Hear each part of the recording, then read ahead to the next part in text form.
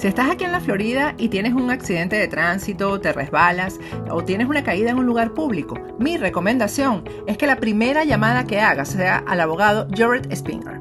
Él va a tomar por ti las decisiones legales necesarias y además te va a asesorar en cuanto a los gastos médicos.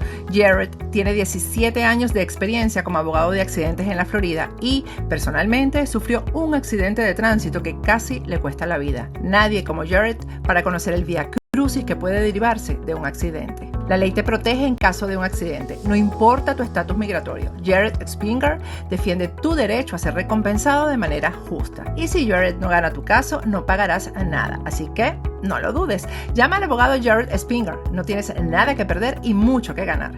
Llámalo ahora mismo al 1-833-LESIONADO. Te van a atender las 24 horas del día en inglés y en español.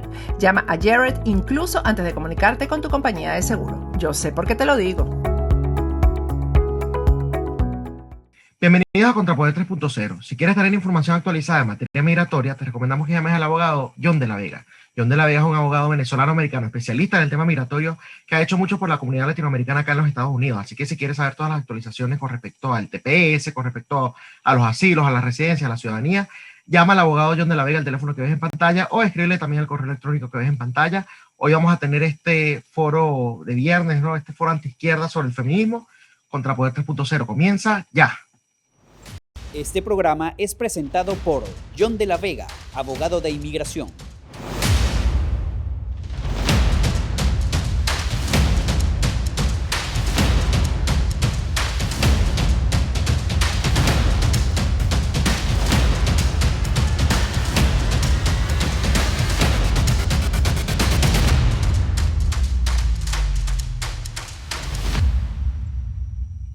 Bienvenidos a Contrapoder 3.0 con Esteban Hernández y José Colina. En esta oportunidad el teniente Colina no me va a estar acompañando, pero igual estamos en muy buena compañía porque vamos a tener la oportunidad de conversar y profundizar sobre este tema con Mamela Fiallo. Ya la conocen, ella es investigadora para Fundación Libre, es activista, es profesora de historia. Bienvenida, Mamela, ¿cómo estás? Buen día, dentro de todo bien, con una derrota jurídica, pero animada. Bueno, y sobre esos temas justamente que tenemos que hablar, primero quiero conversar contigo sobre el feminismo, ¿no? En alguna oportunidad lo tocamos, pero de una manera muy superficial por cuestiones de tiempo. Acá nos podemos extender un poco más. Y sobre todo, analizando una frase que a ti te encanta decir mucho, que es femenina sí, feminista no. Explícanos un poco eso, ese rechazo tú siendo mujer, ¿no? Hacia el feminismo como movimiento. Bueno, gracias por señalarlo. Justamente hoy tuvimos un fuerte debate que fue que la Corte Constitucional del Ecuador pasó por encima de nuestra Constitución, del Código de la Niñez y despenalizó el aborto en caso de violación. Que sé que es un tema delicado, fuerte, y justamente son estos casos los que exponen la maldad de esta ideología, que quieren justamente condenar a pena de muerte al más inocente y dejar en impunidad al delincuente. Hoy sacaron un cartel que decía, déjate violar vos. Obviamente, entre las compañeras se alertaron y lo escondieron, pero me lo sacaron a mí. Y es una amenaza constante que tenemos las mujeres pro vida, precisamente por rechazar esta violencia. Piden que a nosotras nos violen. Hay una activista mexicana que es estudiante de medicina, Cintia Canales. La semana pasada dijeron que ojalá le descuarticen. Y así, porque esta ideología es tan violenta que cree que si uno no quiere que la justicia sea sesgada, sino justamente que seamos tratados con igualdad ante la ley, entonces queremos el mal para las mujeres. ¿Y qué hacen ellas? Nos desean el mal. Y yo hice un cartel y me pasé delante de los policías diciendo, las feministas violentan a las mujeres policía. Porque eso es algo que hemos visto en todas sus manifestaciones del 8 de marzo, les prenden fuego a las mujeres policía. Y cuando yo sufrí un ataque el 12 de octubre, a las mujeres policía les arañaron los rostros como gatas. Entonces es una constante que vemos, al feminismo no le conviene reducir la violencia hacia la mujer porque se quiebra su discurso victimizador. Y por eso es que no toleran a las mujeres que luchan contra la delincuencia como son las policías. Ahora, fíjate algo. Yo me acuerdo que en una oportunidad yo te hice una pregunta, no me acuerdo a ciencia cierta la pregunta en específico, pero yo hice la acotación del feminismo moderno, y sin embargo tú me dijiste, bueno, que no era algo en contra del feminismo moderno nada más, sino que tú rechazas el término, los movimientos feministas en términos generales, por así decirlo. ¿A qué se debe esto, Mamela?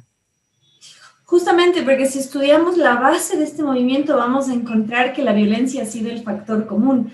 Las feministas de primera ola, las sufragistas, en 1909 le azotan con un látigo a Churchill y le abren aquí el pómulo. En 1913 quemaron hasta las cenizas la Catedral de Santa Caterina, también en el Reino Unido. Hacían atentados terroristas, se arrojaban contra caballos, contra tranvías. De hecho, también entraban a museos a cuchillar cuadros. Y otra cosa, que parte de falsas premisas. Si bien es cierto, claro, entre hombre y mujer siempre hubo desigualdad, tanto legal como social y tantas otras, pero el feminismo no ha sabido subsanar esas diferencias. Muy por el contrario, el mejor ejemplo es la campaña de las plumas blancas.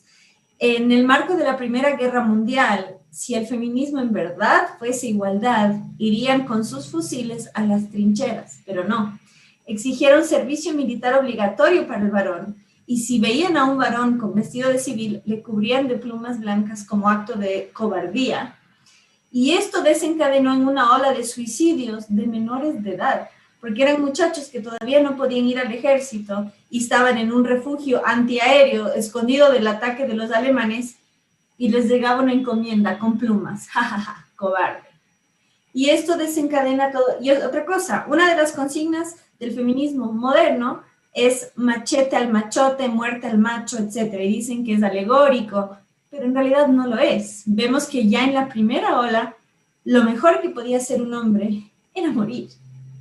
Y de hecho fue necesario que el rey de Inglaterra emita una insignia para que los veteranos de guerra se coloquen sobre la solapa o sobre el hombro, para indicar que ellos ya ofrendaron su vida. Entonces se instaura esta noción social que si el hombre no da su vida por la nación, no tiene valor. Entonces, muerte al macho no solo fue parte de la primera, sino también de la segunda ola, donde se escribe el manifiesto SCUM, SCUM, que significa cortar a los hombres en pedacitos. Y ya para la tercera ola tenemos la desaparición de la existencia del hombre y la mujer como realidad biológica. Entonces, muerte al macho es literal, ¿no? Tanto el hombre como ente físico, como ser vivo, como la masculinidad como una realidad. Y en la cuarta ola que estamos hoy, vemos que se pide la muerte social del varón en cuanto ya no tiene peso como sujeto jurídico. Hay que creer a las mujeres. El violador eres tú. Ya no hay esta noción de perseguir al delincuente, no. El culpable es la sociedad entera. Y aquí termino con este ejemplo. Una de las principales referentes feministas del Ecuador, y le respaldó el movimiento, lamento por mis compatriotas dar este ejemplo. Aquí hubo una masacre en una cárcel, hubo un motín. Se cortaron con sierras eléctricas los presos y se comieron entre ellos. Fue un acto de barbarie brutal. ¿Y qué hicieron las referentes feministas? Cuando el presidente electo Guillermo Lasso salió a decir felicitaciones a la policía por detener esa barbarie, dijeron, pida disculpas.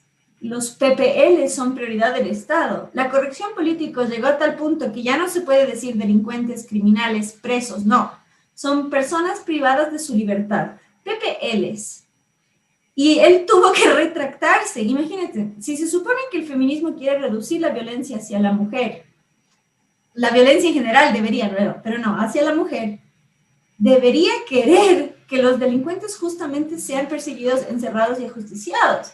Pero no, son prioridad del Estado. El feminismo quiere pena de muerte para el más inocente, para el más indefenso, el niño por nacer, y el delincuente, prioridad del Estado.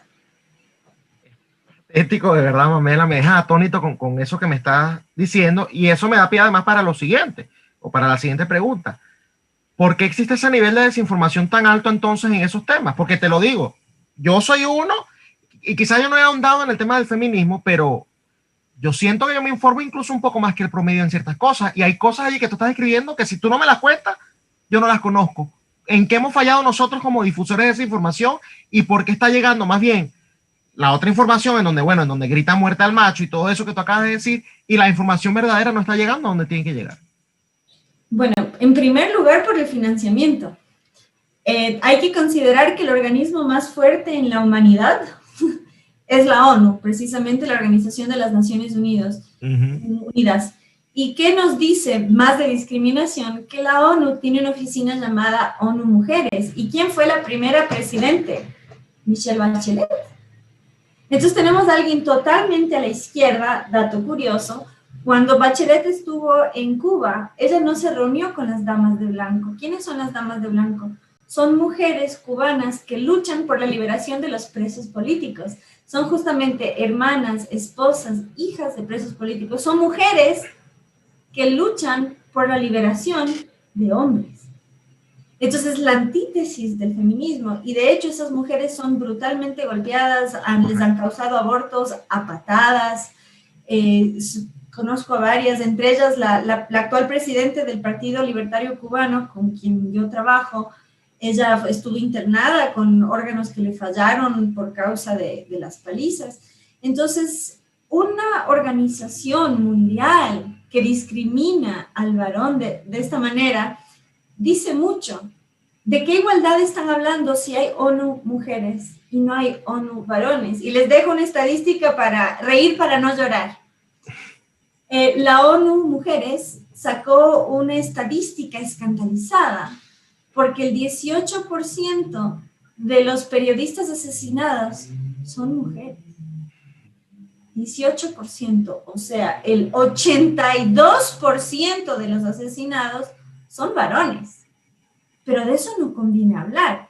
Entonces, imagínense, hablo en plural para quienes nos escuchen, que esta ideología es tan tóxica que pese a que el hombre es el mayor afectado por la violencia y por la censura, ¿no? Porque matar periodistas es censura.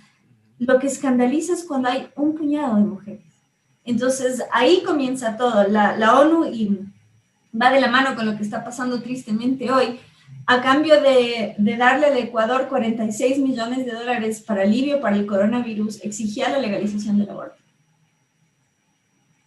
Y de hecho, lamentablemente, no está más en el poder, pero durante la gestión de Trump en Estados Unidos fue un freno a esto. USAID, que sabemos que históricamente ha sido muy intervencionista en gobiernos neocons y bajo los demócratas, bajo la gestión del primer presidente provida, tan abiertamente provida como fue Trump, dijeron basta, están chantajeando a las naciones pobres a legalizar el aborto en cambio de recibir ayuda. Hay que entender, este es un plan de control de población. Imagínense ustedes, Ecuador tiene los hospitales colapsados por causa del coronavirus, ya no hay camillas en las salas de emergencias, pero dicen que el aborto es urgente. Nuestros hospitales están colapsados y quieren que médicos asignen recursos a matar pacientes sanos. Tenemos una crisis en las cárceles, que hay este nivel de violencia. Y en lugar de estructurar el sistema judicial y meter presos a los violadores, quieren que la pena la pague su hijo biológico, que es el fruto de esa violación. Y para quien no sepa, el Pacto de San José, que precisamente es la Convención de Derechos Humanos en las Américas, establece donde se ha abolido la pena de muerte, no se puede restituir. Nos llaman retrógradas a nosotros y ellos están volviendo a esa norma jurídica. Y es prohibido trasladar una pena. Es decir, tú violas, pero matamos a tu hijo. Eso es, o sea, están volviendo siglos atrás a nivel jurídico. No se puede trasladar culpas. Y otra cosa, la vida es un derecho consagrado, reconocido por todas las naciones americanas. Y le están negando la vida a un ser humano inocente, pero están diciendo que los delincuentes, esos son prioridad del Estado. Y esto es todo parte del positivismo jurídico que viene de la mano de la ONU y todos estos organismos internacionales tristemente intervencionistas. De hecho, ya que mencionas a la ONU, en el Consejo de la Mujer o de la Defensa de la Mujer, algo así, una de esas tantas cuestiones burocráticas que ellos tienen, colocaron a Irán. tú ves el tipo de contradicciones en las que se caen, y eso también, además de los recursos y las presiones que se están haciendo, Mamela, ¿por qué la gente no se da cuenta de que esos organismos justamente están jugando hacia esa agenda? Para mí eso es algo obvio. Irán no puede ir así como Venezuela, por ejemplo. Venezuela, cuando la colocan en el Consejo de los Derechos Humanos, ya para mí esa institución, la ONU en sí, pierde respeto. Como colocar a Irán en cuestiones de derechos de la mujer. ¿Por qué la gente no termina de darse cuenta? Hay que entender que la base argumentativa de la izquierda política, que tristemente es la que más poder tiene, es la dialéctica de la contradicción del filósofo alemán Hegel. Y esto lo describe muy bien la obra 1984, que justamente nos dice, no importa contra quién sea la guerra, lo que importa es que no termine. Y estamos en guerra contra la verdad, contra el sentido común y contra la lógica. No es casual que estas contradicciones pasen, es parte de un juego psicológico y político donde reina la mentira y la sinrazón. Entonces, en Irán, las mujeres no tienen la libertad de usar el cabello como estoy usando yo hoy. Ahora, aún en estados como Irán, donde la mujer no tiene la libertad de tener el cabello destapado, también es cierto lo siguiente. Yo en eso soy muy rupturista. Por ejemplo, en Irán la homosexualidad masculina es penalizada con pena de muerte y los cuelgan en las plazas públicas. Pero la homosexualidad femenina no. De hecho, en Irán la transexualidad es permitida, es decir, un hombre se puede modificar, digamos, estéticamente para parecer mujer y no hay problema. Justamente ser mujer, así seas visiblemente a nivel penal, tiene más peso. Entonces, aún en estas sociedades donde a las mujeres se les limitan libertades, tienen privilegios que no tienen los varones, sin contar con el dato curioso. En Irán hay servicio militar obligatorio. ¿Para quién? Para los varones. Entonces, eso es muy importante entender. El maltrato hacia una mujer en una sociedad es solo el reflejo del maltrato generalizado. Entonces, aún en estos estados de privación de libertad, hay privilegios. Entonces, es importante señalar esos fenómenos.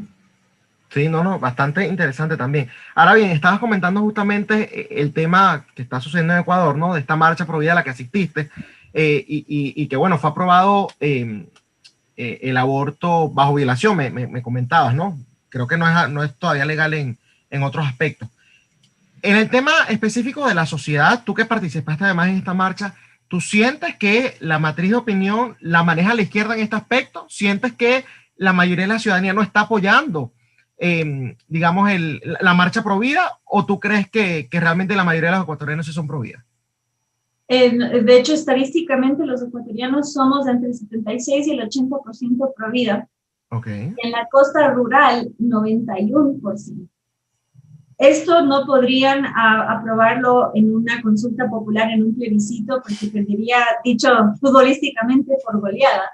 Y es súper interesante, porque esto tampoco fue aprobado a nivel parlamentario. Se rechazó ya. ¿Y sabes cómo lo hicieron? Lo hicieron mediante la Corte Constitucional. Esto es lo que se llama activismo jurídico. Lo mismo hicieron con el matrimonio igualitario. Pasaron por encima de nuestra Constitución, pasaron por encima de nuestro Parlamento, pasaron por encima de la voluntad popular. Se reunieron 9 jueces y decidieron entre 9 jueces el destino de 17 millones de personas. Entonces, este activismo jurídico también viene de esta instrumentalización de la justicia y organismos internacionales. El tema de las feministas, Mamela, ¿allá en Ecuador ha tenido bastante cabida o no se ve tanto como en Argentina, por ejemplo? No, la verdad que no. De hecho, fue muy interesante hoy. Eran un grupo pequeño, en su mayoría chicas jovencitas, en una adolescencia tardía, temprana adultez, una que otra señora mayor, hombres, solo un par de lo que llamamos aquí mandarinas, que son hombres que se dejan mandar por sus mujeres, un par, y un par de fotógrafos. Llegó un músico en un momento, y del lado pro vida eran mayormente hombres. Y conversando con ellos, eran en su mayoría una agrupación cristiana de hombres que se habían rehabilitado de adicciones. Me pareció la cosa más tierna, porque claro, ellos vieron este renacer ¿no? Esta valoración por la vida y vivían con un fervor, esta defensa, y fue muy emotivo. No, el feminismo es pequeño, pero lamentablemente goza de impunidad. Por eso yo saqué este cartel y dije, las feministas atacan a las mujeres, policía, precisamente porque la policía, para evitar que ellas nos violenten a nosotras, nos hicieron retraernos y en un momento quedamos así contra los automóviles y le dije, nos están arrinconando, y dices que es para que no les hagan daño. Entonces, y otra cosa, nosotros en un momento quisimos poner carteles de papel y gritaron que cómo, porque es un espacio público, y ellas grafiteando las paredes. Dios mío. Entonces gozan de una impunidad que es otra cosa que rompe justamente estos mitos. A la mujer, culturalmente, socialmente, no se le violenta, es más, actúa de esta manera. Ellas no representan a la mayoría de las mujeres, mucho menos en una sociedad como la nuestra. Sin embargo, por su violencia, además, es evitar esta confrontación. O sea, son sumamente violentas y no nos representan, y mucho menos en la zona rural. Ahora fíjate, una persona feminista te va a argumentar con eso que me acabas de decir, que ahí tienes la prueba. Hay que ser pro aborto, porque fíjate que del lado pro vida había muchos hombres, y cómo un hombre va a decidir sobre mi cuerpo cuando mi cuerpo es mi decisión, y toda la retaíla de eslogan y de insultos y de cosas que ya tú sabes que te lanzan. ¿Qué le respondes tú a eso a una feminista que argumenta de esa manera? Bueno, el cuerpo humano tiene un solo corazón, no dos. Y el corazón humano empieza a latir entre el día 16 y 21 de la gestación. Por ende, cuando una mujer detecta su embarazo, ya hay un corazón que late en su interior. Poner fin a los latidos de otro corazón no es decidir sobre tu cuerpo, es matar a otro ser humano, es matar a tu hijo.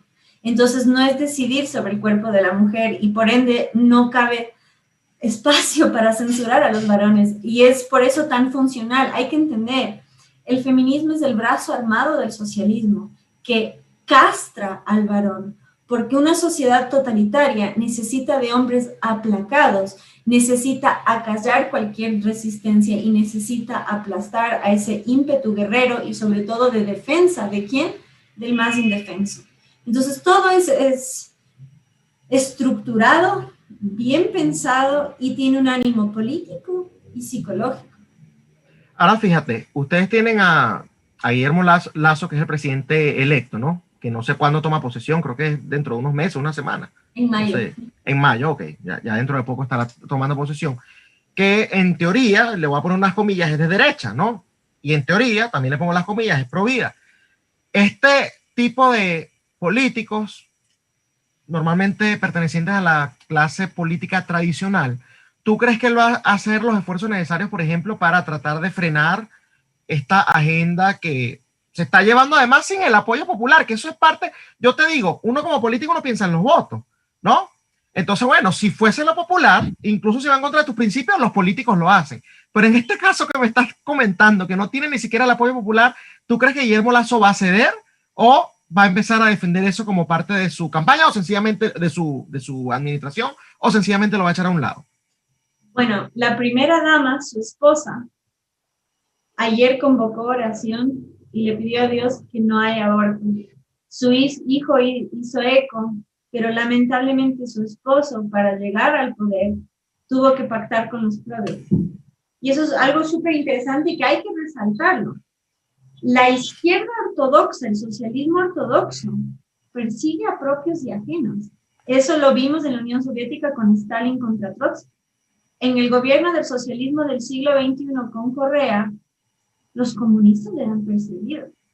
Uh-huh. Entonces, es muy importante entender el trasfondo psicológico y político de la izquierda, donde la izquierda progresista apoyó a Lasso para poder tener libertad de expresión y no ser perseguidas. Feministas, ambientalistas, indigenistas. Lo apoyan, ¿por qué? Porque sabían que si volvía el socialismo del siglo XXI con el que ellos concuerdan económicamente, iban a terminar presos, desaparecidos o muertos. Entonces, Guillermo Lasso justamente propone en la segunda vuelta electoral el Ecuador del encuentro, donde todos tienen voz.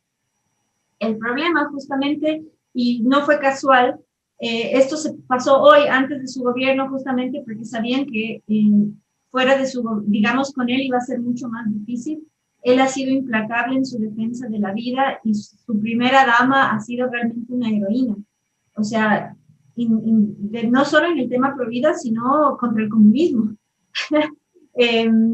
Y él más bien, el problema de Lazo para mí son sus asesores. Yo agradezco su triunfo, pero lamentablemente, y eso hay que resaltarlo, o sea, puso a cargo de derechos humanos a una feminista pro aborto, puso a cargo del Ministerio de Educación a una que fue correísta. Entonces, sí, Wow.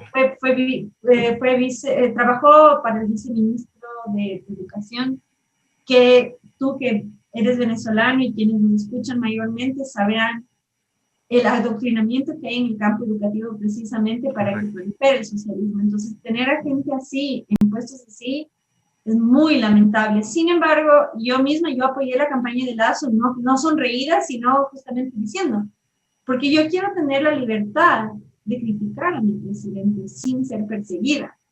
Y yo quiero justamente que mi presidente no sea un mesías, sino un servidor público y por ende fiscalizar su trabajo.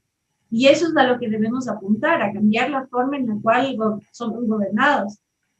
Así que está bastante duro y tristemente esto fue una primera derrota, pero vamos a luchar jurídicamente porque quiebra la institucional republicana, pasaron por encima de todas las instituciones y justamente lo hicieron para evitar los frenos que iba a poner nuestro futuro presidente.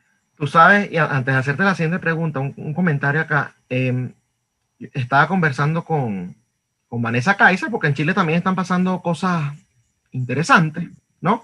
En donde es el Poder Judicial justamente el que se está pasando por encima de la Constitución, del presidente, del Parlamento, de la gente, ¿no? Y entonces, bueno, algo que tenía que ver con el tema de los retiros, que evidentemente eso era una autoridad que recae sobre el presidente, la pasaron por Congreso, la Corte o la Sala Constitucional dijo que eso era legal, están rompiendo con toda la estructura, y en Venezuela se hizo lo mismo. En Venezuela el Poder Judicial fue el que dijo que la constituyente, ¿no?, a la que convocó Hugo Chávez, era algo legal, cuando la constitución anterior no establecía la constituyente como un método para cambiarse a sí misma. Es decir, la misma estrategia la están aplicando para temas distintos. Constitución en Venezuela, en el caso de Ecuador el tema del aborto, en el caso de Chile el tema de los retiros, pero justamente para ir derrumbando todo lo que es la institucionalidad del país, que es muy peligroso porque esto sienta precedente.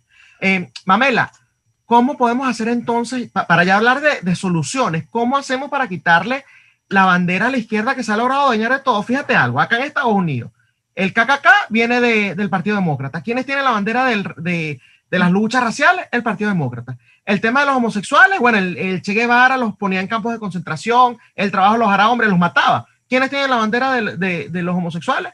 La izquierda. El tema del feminismo, bueno, tú lo acabas de decir muy bien. Entonces, ¿cómo hacemos para quitarle esa bandera y específicamente la de la agenda de la mujer? Porque yo creo que la derecha, el capitalismo, es el sistema que realmente le da a la mujer independencia. ¿Cómo hacemos? Bueno, es una muy buena pregunta. Primero hay que empezar desde la autocrítica, qué estamos haciendo mal, para ver qué podemos hacer mejor. Yo creo que la gran fortaleza de la izquierda es su sensibilidad. Yo creo que la gran fortaleza de la derecha es su sentido práctico. Hay que realmente transmitir que la verdadera empatía está en valorar a cada ser humano más allá de su sexo y preferencia sexual. Entonces yo creo que ahí está la clave, tener un discurso mucho más empático y desde una empatía real, no desde una sensiblería, porque justamente el discurso feminista es que ellos son los verdaderamente empáticos, pero ¿qué clase de empatía tritura a un ser humano en pedacitos? Correcto. ¿Qué clase de empatía le dice una mujer que ser madre es el fin de su vida y lo mejor que puede hacer es matar a su hijo? Y lo mismo, tenemos un trabajo educativo muy grande por hacer. Yo invito a quienes tengan una profesión o tengan una fuerte dosis de conocimiento que se aventuren al trabajo de la educación. Hay que educar.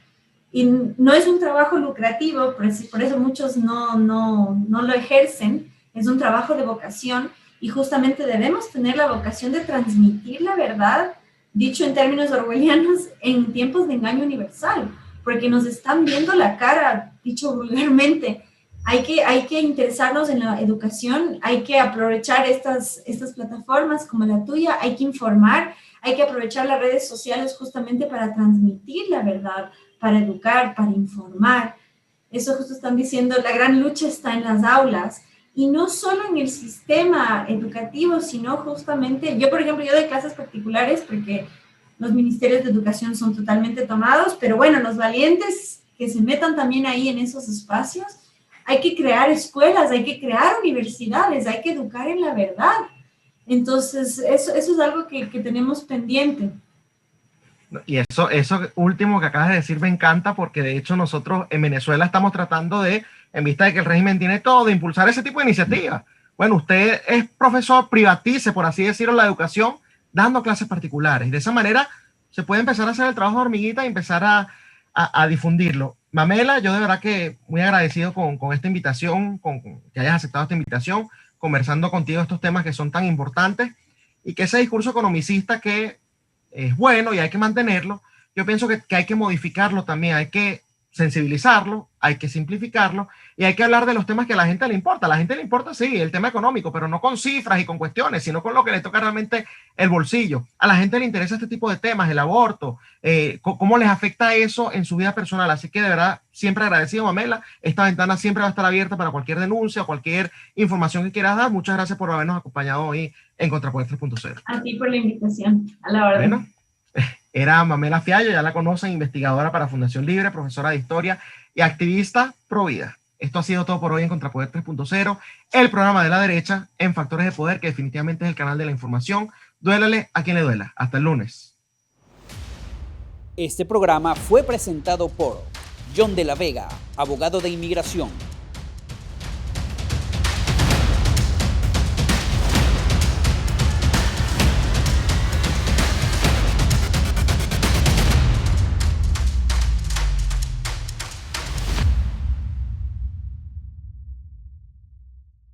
El abogado Iván Guerrero está listo para tu solicitud de TPS con precios especiales para grupos familiares.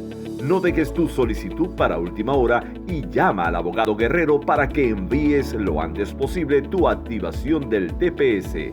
Utiliza el código que ves en pantalla. Te esperamos en nuestras oficinas de Florida, Texas y Carolina del Norte.